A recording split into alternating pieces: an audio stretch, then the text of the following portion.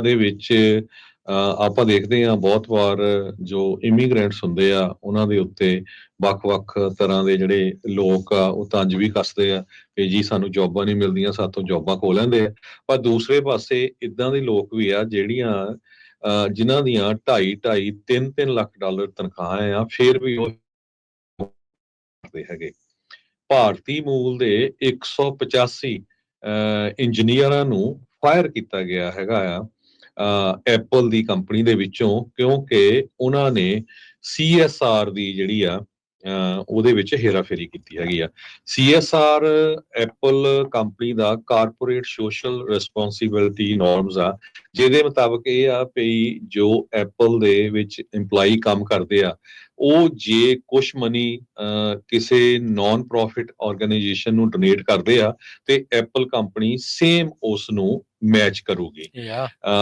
ਤੇ ਇਹ ਭਾਰਤੀ ਮੂਲ ਦੇ 185 ਇੰਪਲਾਈ, ਇਹਨਾਂ ਨੂੰ ਹੁਣ ਕੰਪਨੀ ਨੇ, ਐਪਲ ਨੇ ਫਾਇਰ ਵੀ ਕਰ ਦਿੱਤਾ। ਉਹਨਾਂ ਨੇ ਕਿਹਾ ਜਾਂ ਤਾਂ ਤੁਸੀਂ ਰਿਜ਼ਾਈਨ ਕਰ ਦਿਓ, ਨਹੀਂ ਤਾਂ ਅਸੀਂ ਤੁਹਾਨੂੰ ਫਾਇਰ ਕਰਾਂਗੇ। ਆਈਫੋਨ ਮੈਨੂਫੈਕਚਰਰ ਐਪਲ ਜੋ ਕੰਪਨੀ ਆ ਉਸ ਨੇ ਅਕਿਊਜ਼ ਕੀਤਾ ਆ ਵੀ ਇਹਨਾਂ ਲੋਕਾਂ ਨੇ ਐਪਲ ਦੀ ਗ੍ਰਾਂਟ ਪ੍ਰੋਗਰਾਮ ਜੋ ਹੈਗੀ ਆ ਉਹ ਕੁਛ ਤੇਲਗੂ ਐਸੋਸੀਏਸ਼ਨਸ ਜਿਹੜੀਆਂ ਯੂਐਸਏ ਦੇ ਵਿੱਚ ਬੇਸਡ ਹੈਗੀਆਂ ਆ, ਉਹਨਾਂ ਨੂੰ ਜਿਹੜਾ ਆ ਪੈਸੇ ਦੇ ਕੇ ਮਿਸਯੂਜ਼ ਕੀਤਾ ਹੈਗਾ। ਸੋ ਜਿਹੜੀਆਂ ਇਹ ਤੇਲਗੂ ਐਸੋਸੀਏਸ਼ਨਸ ਯੂਐਸਏ ਦੇ ਵਿੱਚ ਹੈਗੀਆਂ ਆ ਉਹ ਲੋਕਾਂ ਤੋਂ ਡੋਨੇਸ਼ਨ ਮੰਗਦੀਆਂ ਰਹਿੰਦੀਆਂ, ਸਪੈਸ਼ਲੀ ਤੇਲਗੂ ਸਪੀਕਿੰਗ ਇੰਡੀਵਿਜੂਅਲਸ ਤੋਂ। ਤੇ ਉਹਨਾਂ ਨੇ ਕਹਿੰਦੇ ਵੀ ਤੇਲਗੂ ਜਿਹੜੇ EMPLOYEES ਆ ਐਪਲ ਦੇ ਵਿੱਚ ਉਹਨਾਂ ਨੂੰ ਵੀ ਕੰਟੈਕਟ ਕੀਤਾ। ਇਹ ਮੋਸਟਲੀ ਨਾਨ ਪ੍ਰੋਫਿਟ ਆਰਗੇਨਾਈਜੇਸ਼ਨਸ ਆ ਵੀ ਸਾਨੂੰ ਜਿਹੜੇ ਪੈਸੇ ਦਿੱਤੇ ਜਾਣ।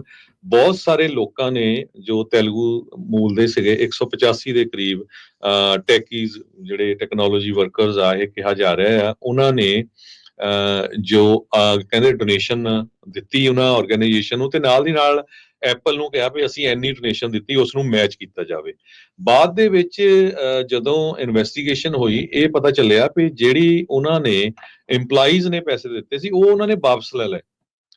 ਸੋ ਆਪ ਪੈਸੇ ਨਹੀਂ ਦਿੱਤੇ, ਸੋ ਕੰਪਨੀ ਤੋਂ ਜਿਹੜੇ ਉਹ ਪੈਸੇ ਲੈ ਲਏ। ਸੋ ਇਹ ਬਾਅਦ ਦੇ ਵਿੱਚ ਜਿਹੜੀਆਂ ਇਰੈਗੂਲਰਿਟੀਜ਼ ਹੈਗੀਆਂ ਆ ਇਹ ਐਪਲ ਦੀ ਫਾਈਨਾਂਸ ਡਿਪਾਰਟਮੈਂਟ ਨੇ ਜਿਹੜੀਆਂ ਫਾਈਂਡ ਆਊਟ ਕੀਤੀਆਂ। ਉਹਨਾਂ ਨੇ ਫਿਰ ਫਾਈਨਲੀ IRS ਨੂੰ ਵੀ ਜਿਹੜਾ ਰਿਪੋਰਟ ਕੀਤਾ, ਤੇ IRS ਨੇ ਉਹ ਸਾਰੀਆਂ ਐਸੋਸੀਏਸ਼ਨਸ ਨੂੰ ਇਨਵੈਸਟੀਗੇਟ ਕੀਤਾ, ਜਿਸ 'ਚ ਪਤਾ ਲੱਗਿਆ ਵੀ ਕਿਸ ਤਰ੍ਹਾਂ ਉਹਨਾਂ ਨੇ CSR ਰੈਗੂਲੇਸ਼ਨ, ਜਿਹਦੇ ਮੁਤਾਬਕ ਬਹੁਤ ਸਾਰੀਆਂ ਕੰਪਨੀਆਂ, ਕੱਲੀ ਐਪਲ ਨਹੀਂ ਹੋਰ ਵੀ ਬਹੁਤ ਸਾਰੀਆਂ ਕੰਪਨੀਆਂ ਆ ਉਹ ਪੈਸੇ ਦਿੰਦੀਆਂ ਹੈਗੀਆਂ ਨਾਨ ਪ੍ਰੋਫਿਟ ਆਰਗੇਨਾਈਜੇਸ਼ਨਸ ਨੂੰ।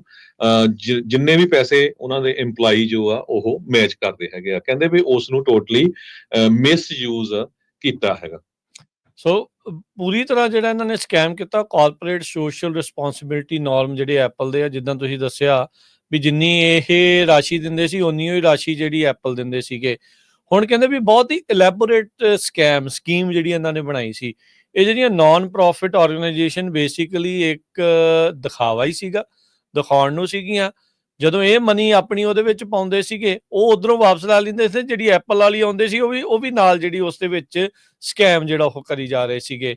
ਸੋ ਲੱਖਾਂ ਹੀ ਡਾਲਰਾਂ ਦਾ ਕਹਿੰਦੇ ਵੀ ਇਹਨਾਂ ਨੇ ਐਪਲ ਨੂੰ ਚੂਨਾ ਇਸ ਦੇ ਵਿੱਚ ਲਾਇਆ ਸੀਗਾ। ਤੇ ਜਿੱਦਾਂ ਤੁਸੀਂ ਦੱਸਿਆ ਵੀ ਪਹਿਲਾਂ ਤਾਂ ਉਹਨਾਂ ਨੇ ਇਸ਼ਾਰਾ ਕੀਤਾ ਵੀ ਹਾਂ ਤਾਂ ਭਾਈ ਜਾਂ ਤਾਂ ਤੁਸੀਂ ਰਿਜ਼ਾਈਨ ਕਰ ਜਾਓ, ਜੇ ਨਹੀਂ ਜਿਹੜਾ ਫਿਰ ਉਹ ਮੰਨੇ ਤਾਂ ਉਹਨਾਂ ਨੇ ਜਿਹੜਾ ਉਹ ਫਿਰ ਹਟਾ ਦਿੱਤਾ। ਇਹ ਤੇਲਗੂ ਮੂਲ ਵਾਲੇ ਇਕੱਲੇ ਨਹੀਂ, ਜਿਹੜੇ ਬੇ ਏਰੀਏ ਦੇ ਵਿੱਚ ਉਹਨਾਂ ਨੇ 6 ਜਾਣਿਆਂ ਦੇ ਨਾਂ ਦੱਸੇ ਆ ਜਿਹੜੇ ਕਿ ਏਸ਼ੀਅਨ ਮੂਲ ਦੇ ਜਿਹੜੇ ਲੋਕ ਆ ਉਹ ਦੱਸੇ ਜਾ ਰਹੇ ਆ।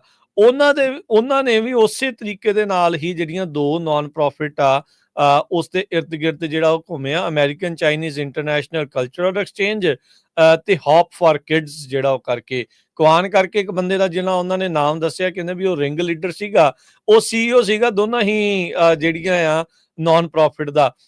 ਹੌਪ ਫਾਰ ਕਿਡਸ ਦਾ CEO ਤੇ ਅਕਾਊਂਟੈਂਟ ਸੀਗਾ ਜਿਹੜੀ ਇੰਟਰਨੈਸ਼ਨਲ ਕਲਚਰਲ ਐਕਸਚੇਂਜ ਪ੍ਰੋਗਰਾਮ ਦਾ। ਸੋ ਬੇਸਿਕਲੀ ਆਲੇ ਦੁਆਲੇ ਲੋਕਾਂ ਨੂੰ ਕਹਿੰਦੇ ਹੋਣੇ ਵੀ ਇੱਧਰ ਤੁਸੀਂ ਪਾਓ, ਪੈਸੇ ਪਾਓ, ਡਾਲਰ ਪਾਓ, ਇਹ ਤੁਹਾਨੂੰ ਅਸੀਂ ਬਾਅਦ 'ਚ ਵਾਪਸ ਕਰ ਦਾਂਗੇ ਤੇ ਉੱਧਰੋਂ ਜਿਹੜੇ ਐਪਲ ਵਾਲੇ ਆਏ ਆ ਜਾਂ ਐਪਲ ਵਾਲੇ ਜਿਹੜੇ ਉਹ ਤੁਹਾਨੂੰ ਉਨੇ ਹੀ ਜਿਹੜੇ ਉਹ ਵਾਪਸ ਕਰ ਦਿੱਤੇ ਜਾਣਗੇ ਵੀ ਇੱਕ ਤਾਂ ਤੁਹਾਡਾ ਟੈਕਸ ਜਦੋਂ ਤੁਸੀਂ ਭਰਨਾ ਹੈ ਉਦੋਂ ਤੁਹਾਨੂੰ ਬਚਾਅ ਹੋਊਗਾ ਪਰ ਪੈਸੇ ਵੀ ਤੁਹਾਡੇ ਕੋਲ ਬਰਾਬਰ ਦੇ ਬਰਾਬਰ ਉਨੇ ਹੀ ਜਿਹੜੇ ਉਹ ਰਹਿਣਗੇ। ਸੋ ਫਰਾਡ ਦੇ ਵਿੱਚ ਕਹਿੰਦੇ ਵੀ ਐਕਸਟੈਂਡਡ ਟੂ ਟੈਕਸ ਇਵੇਜਨ ਤੱਕ ਦੇ ਜਿਹੜੇ ਚਾਰजेस ਆ ਉਹ ਉਹਨਾਂ ਦੇ ਵੱਲ ਲੱਗੇ ਆ ਤੇ ਕੈਲੀਫੋਰਨੀਆ ਨੂੰ ਡੀਫਰਾਡ ਕਰਨ ਦੇ ਜਿਹੜੇ ਚਾਰजेस ਆ ਉਹ ਵੀ ਇਸ ਦੇ ਵਿੱਚ ਨਾਲ ਦੇ ਨਾਲ ਇਹਨਾਂ ਸਾਰਿਆਂ ਦੇ ਉੱਤੇ ਲੱਗਣਗੇ ਤੇ ਕਹਿੰਦੇ ਵੀ ਫਿਕਸ਼ੀਅਸ ਡੋਨੇਸ਼ਨਸ ਆਪਣੀਆਂ ਟੈਕਸ ਰਿਟਰਨਸ ਨੂੰ ਘਟਾਉਣ ਦੇ ਲਈ ਟੈਕਸ ਘੱਟ ਦੇਣਾ ਪਵੇ ਇਸ ਦੇ ਲਈ ਜਿਹੜੀਆਂ ਨਕਲੀਆਂ ਡੋਨੇਸ਼ਨ ਦੀਆਂ ਪਰਚੀਆਂ ਇੱਕ ਹਿਸਾਬ ਦੇ ਨਾਲ ਲਾ ਕੇ ਉਹਨਾਂ ਨੇ ਉਹ ਸਾਰਾ ਕੀਤਾ ਆ।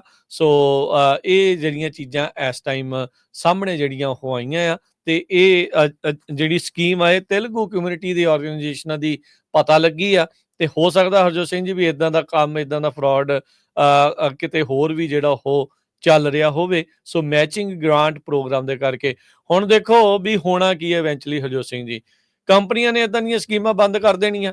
ਉਹਨਾਂ ਨੇ ਕਹਿਣਾ ਯਾਰ ਅਸੀਂ ਕਾਹਦੇ ਵਾਸਤੇ ਕਰੀਏ, ਜਿਹੜੀਆਂ ਨਾਨ ਪ੍ਰੋਫਿਟਾਂ ਨੂੰ 4 ਪੈਸੇ ਜਿਹੜੀਆਂ ਕੋਈ ਕੰਮ ਵੀ ਕਰ ਰਹੀਆਂ ਜਿਨ੍ਹਾਂ ਨੂੰ ਇਦਾਂ ਗ੍ਰਾਂਟਾਂ ਮਿਲਣੀਆਂ ਸੀਗੀਆਂ ਜਾਂ ਮੈਚਿੰਗ ਡੋਨੇਸ਼ਨਸ ਮਿਲਣੀਆਂ ਸੀਗੀਆਂ, ਕੰਪਨੀਆਂ ਨੇ ਕਹਿਣਾ ਦਫਾ ਕਰੋ ਅਸੀਂ ਕਾਹਤੇ ਕਰਨਾ ਜਦੋਂ ਇਹ ਹੇਰਾ ਫੇਰੀਆਂ ਜਿਹੜੀਆਂ ਇਸ ਤਰੀਕੇ ਦੇ ਨਾਲ ਕਰਦੇ ਆ। ਕਈ ਵਾਰੀ ਲੋਕਾਂ ਨੂੰ ਰੱਜ ਹੀ ਨਹੀਂ ਆਉਂਦਾ, ਜਿੰਨੇ ਮਰਜ਼ੀ ਜਿਹੜੇ ਉਹ ਡਾਲਰ ਆ ਜਾਣ ਪਰ ਰੱਜ ਜਿਹੜਾ ਆ ਉਹ ਨਹੀਂ ਆਉਂਦਾ ਤੇ ਉਹਦੇ ਕਰਕੇ ਫਿਰ ਆ ਇਦਾਂ ਦੀਆਂ ਕਰਤੂਤਾਂ ਜਿਹੜੀਆਂ ਆ ਉਹ ਸਾਹਮਣੇ ਆਉਂਦੀਆਂ ਆ। ਜਿੱਥੇ ਰਹਿੰਦੇ ਆ ਉੱਥੇ ਹੀ ਉਸੇ ਹੀ ਕੰਪਨੀ ਨੂੰ ਉਹਨਾਂ ਨੂੰ ਹੀ ਜਿਹੜਾ ਤੁਸੀਂ ਛਿੱਲਣ ਦੇ ਲੱਗੇ ਆ, ਉਹਨਾਂ ਨੂੰ ਰਗੜਾ ਲਾਉਣ ਲੱਗੇ ਆ, ਜਿਹੜਾ ਉਹ ਇੱਕ ਪਲ ਲਈ ਵੀ ਜਿਹੜਾ ਉਹ ਬੰਦੇ ਸੋਚ ਨਹੀਂ ਰਹੇ ਹੈਗੇ।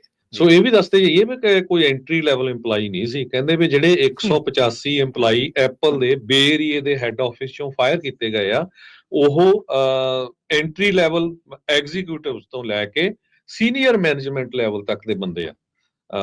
ਹਾਲਾਂਕਿ ਐਪਲ ਨੇ ਰੀਸੈਂਟਲੀ ਇੱਕ ਭਾਰਤੀ ਮੂਲ ਦਾ ਕੇਵਨ ਪਰੀਖ ਉਸ ਨੂੰ CFO chief financial officer Apple ਦਾ ਲਾਇਆ ਹੈਗਾ ਜਨਵਰੀ 1, 2025 ਤੋਂ। ਜੀ